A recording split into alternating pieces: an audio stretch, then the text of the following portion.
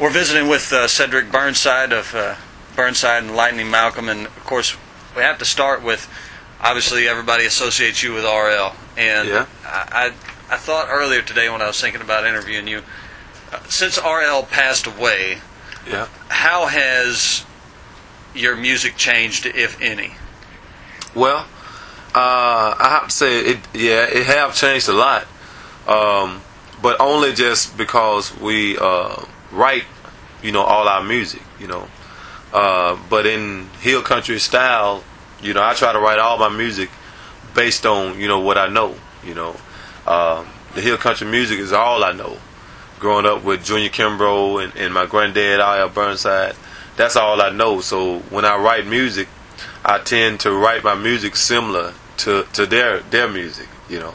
So the only way that it has changed is that by the songs being original. Sure. What was your first memory, the first thing that made you think to yourself, I want to follow in the footsteps and be a musician? Wow. I was a little kid, man. I always knew, I wanted to play music, My granddad and them used to have house parties, on the weekends. We didn't have a radio, had a little piece of TV that showed about 2 or 3 channels, and he used to invite all his friends over on the weekends. They had these little house parties. And my dad, Calvin Jackson, he's a drummer. They'll set up the little, raggedy drums, and set up the amps and stuff, and they'll go there, jamming. All the grandkids be out there in the yard kicking up dust, go out there clean, come back in dusty. Yeah. And I just looking at the drums, and I was like, man, I want to play the drums. And said, one day I just, decided to just jump up there and get on them. It didn't matter if I could play them or not, just getting on them was a start. Everybody was glad to see me get up there on the drums, Kind of shows the importance of family being willing to just let you get up there. Oh and do your man, thing, they was ready. They was willing. They didn't care about it at all. Especially my granddad. He one thing he would say, "Oh, do it, big dude." He called everybody big dude. Right. So he wanted me to get up there, man.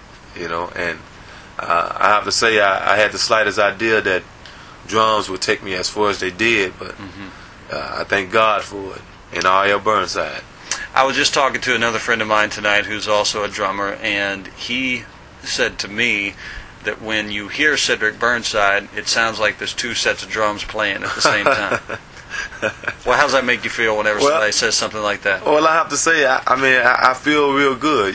It's always good to, play music and listen to people that appreciate it. But all I can say is, I just do what my heart tell me to do. The question I get asked a lot is what I be thinking about when I'm up there on the drums. And it's a hard question to answer. I just do what my heart tell me. Whatever comes out, that's what it is. Sure. Are you surprised at all at your success that you've had perhaps over the last year or so?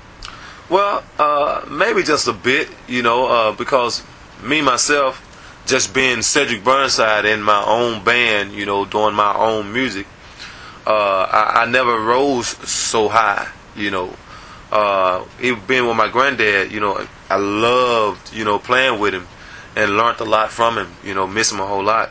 But, it was me still playing, behind him as a drummer, and even playing with Kenny Brown, it was me playing behind somebody, but now it's me, doing my own music. So I would have to say, with the success of me doing my own music, it is kind of surprising. It's kind of surprising. Maybe but I'm happy. Humbling's maybe a better word. Yeah, exactly. Definitely. Well, I know that we're again talking with Cedric Burnside. We're here at Tres Hombres tonight, and you've been, I think, south of here, and then you're heading to Buddy Guy's tomorrow. Chicago. What does the future hold as far as recording for you and Lightning Malcolm, and even looking over the hill a little further than that? Where do you see yourself 5 years from now? Developing a full band? You want to stick with what you got to do? Well, I have to say, I play guitar, now, and I've been playing guitar for about 7-8 years, and I done wrote a bunch of new songs of my own, on the guitar, and some way, somewhere down in the future, I would like to kind of, put down some of my own music, maybe do a little solo project, somewhere down in the future. Definitely. And but me and Malcolm just come out the studio actually about 3 months ago and recorded a new CD. So hopefully it'll be out within the next month or so. Is that on Fat Possum, or who you recording It's with? on the well, actually we're going through negotiation with record company, and once we get that squared away, we was on Delta Groove, but the contract is up with Delta Groove, and we decided to go to a different record company. So we got 3 of them, Blind Pig and Roof Records, and Alligator Records. So we're trying to figure out which one best to go to. Sure. So once we do that, then we'll have another CD out called True to Life. Excellent. One more question, and I'll let you get back to business. What do you think right now, in your opinion, when you're driving down the road from gig to gig, is the hottest blues group out there that people haven't heard of yet, or maybe something out there that is developing that you think people ought to know about, or a group that maybe isn't getting the recognition you think that they ought to be getting? Yeah, well, I have to say, it's a bunch of them out there. But my favorite so far for the past couple of years been a young group called Homemade Jams. The young kids, 16, 12, and maybe 11, something like that? Like 17, 16, and 11. Sure.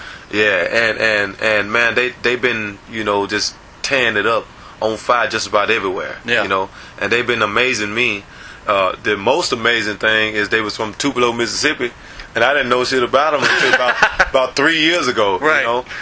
But that's my most favorite, today.